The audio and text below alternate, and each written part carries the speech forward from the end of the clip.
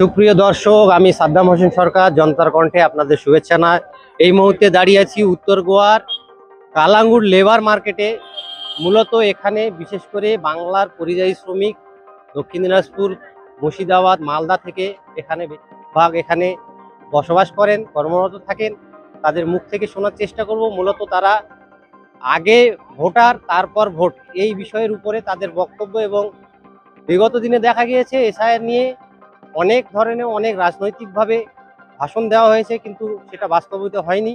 বর্তমানে এসআইআরে ৬০ লক্ষ মানুষের মধ্যে অনেক মানুষের নাম ডিলিট হয়েছে, তাদের নাম এখনো তোলা হয়নি।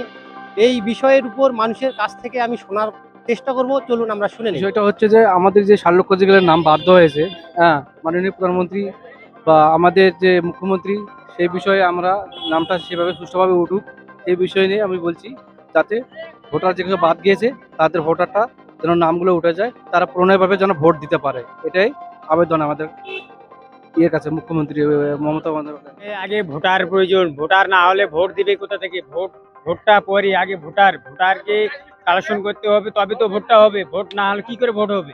হ্যাঁ, এই বিষয়ে আমি আগে সব থেকে ভালো যে বলতে চাচ্ছি যে আগে ভোটারটা সঠিকভাবে পরিচালনা করুক, তারপরে ভোটটা চালু করুক। তাহলে তার আগে ভোট দেওয়াটা বেকার হয়ে যাবে। ভোটার নিয়ে তারা অনেকে অ্যাক্সিডেন্ট করে ফেলছে।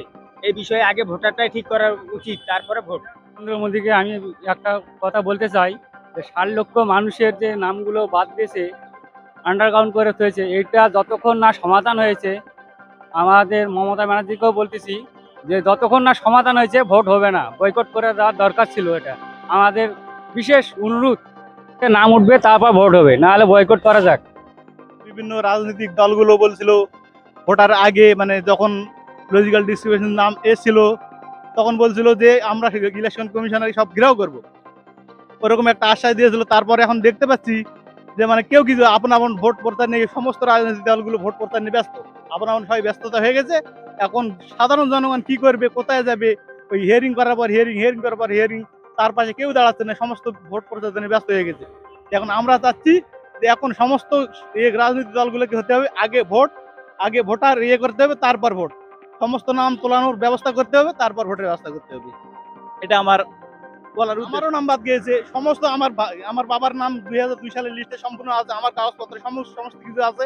আমারও নাম বাদ, কারো নাম বাবার আসছে, কারোর বাবার আসেনি, কারো ছেলের আসে, কারো ভাইয়ের আসছে, মানে এক একজনের এক একটা করে আসতেছে। এগুলো কি কারণে আসতেছে এটা ইলেকশন কমিশনে জানতে পারবে। আর সরকার যে করবে, সরকার কি করবে তাও মানে ভাবতে পারে। সরকার বলছে যে একবার বলেছিল সরকার যে আমরা ভোটের আগে সমস্ত এসআইআর হতে দিব না, সমস্ত দলগুলো বলছিল এসআইআর হতে দিব না। এখন দেখতেছি সব এসআইআর কমপ্লিট হয়ে যাচ্ছে, ভোটও ঘোষণা হয়ে গেছে, ভোটও হচ্ছে।